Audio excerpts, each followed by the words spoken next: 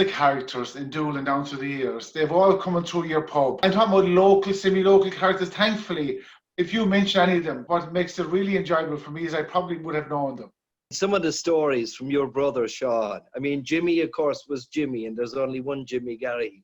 But Sean was incredibly stoic, you know, and very quiet and, you know, kind of calm, but he deadly for the story. He told me one day he'd promised your father he'd go to the bog. Didn't happen, you know, the humor wasn't on him. And he said he was kind of, you know, sick from the night before anyway, and kind of in need of a, you know, a bit of settlement. So your mother threw a few quid in his direction. She said, sure, you can do the bog tomorrow. So he was delighted with himself down the road. And when he came just by Paddy Anthony's there, he saw Artie Driscoll, and he looked a bit kind of worse for the wear, but he was giving him the beck, saying, come on. And of course, Sean didn't want to pass the front door. Do you know what I mean? Sean's mission was to go in the door and meet Packy Russell and Michael Sherlock and whoever else was inside and have a few pints and have a bit of crack.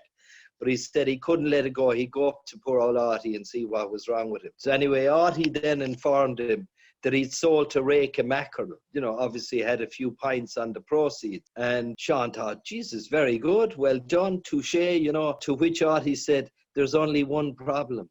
I haven't caught him yet. So Artie Driscoll was selling futures in Doolin in the early 70s.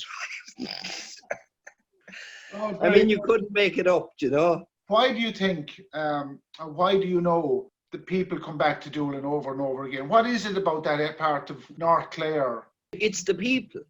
Like, you can come back and you can photograph the castle above on the hill, which is the most photographed castle, and you get it at sunset and sunrise, you know, and you can do all that.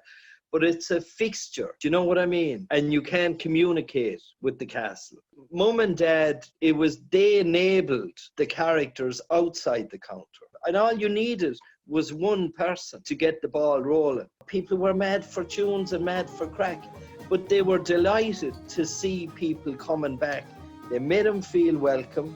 They made them feel special. I think that was the big thing. You want to make them happy. You want them to have a good experience. Because if they have a good experience, they go away and share that. As I say to people when I give them a tour of the borough, I want them to really get a better understanding, not just to go outside, turn on the sat-nav and drive and miss it all. If you do what I'm telling you, you'll drive an extra 10 or 15 miles on your way to Galway, but you'll have a mind-blowing experience, you know.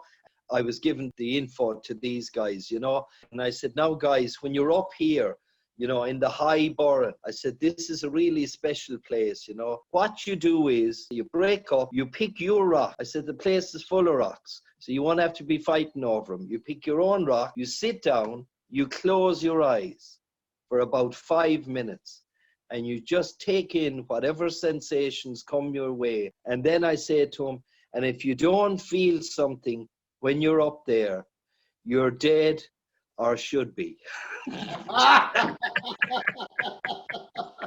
Very good. Sean, after the lockdown, what will be your priority when you get moving? I'll tell you what I am going to do, and I've said this, now it's for next year, next February, when things are nice and quiet. I want to organise one serious part, proper gathering of, you know, of all the mixtures of people, and just go for it and have the crack, have some great food, great music. I think you mightn't have the space if you announce that you want to encourage early bookings. But wouldn't it be a great time of the year and say to people, look, okay, it's February, there's not a lot of daylight, it's not the end of the world. You know, we'll figure something out.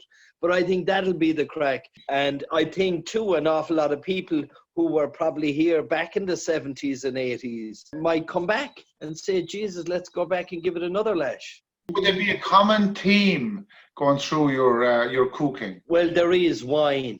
Wine. I'm not kidding you. I cannot cook without wine. I mean, that's nothing. I can cook. I put wine into every guy. Even if I make, because people say, oh, but surely soup. Listen, even if I make a veg soup, I put a glass of white wine in there when I'm stirring up the veg. Sean, listen, thank you very much. I think it's a good way to finish up. I think people would be delighted to search for Doll's Cottage and watch Sean Connors cooking in Doolin. Thank you very much for the chat. Pleasure. Really enjoyed it, Eugene. God bless and love to all the family, okay? You can hear me? I can hear you loud and clear.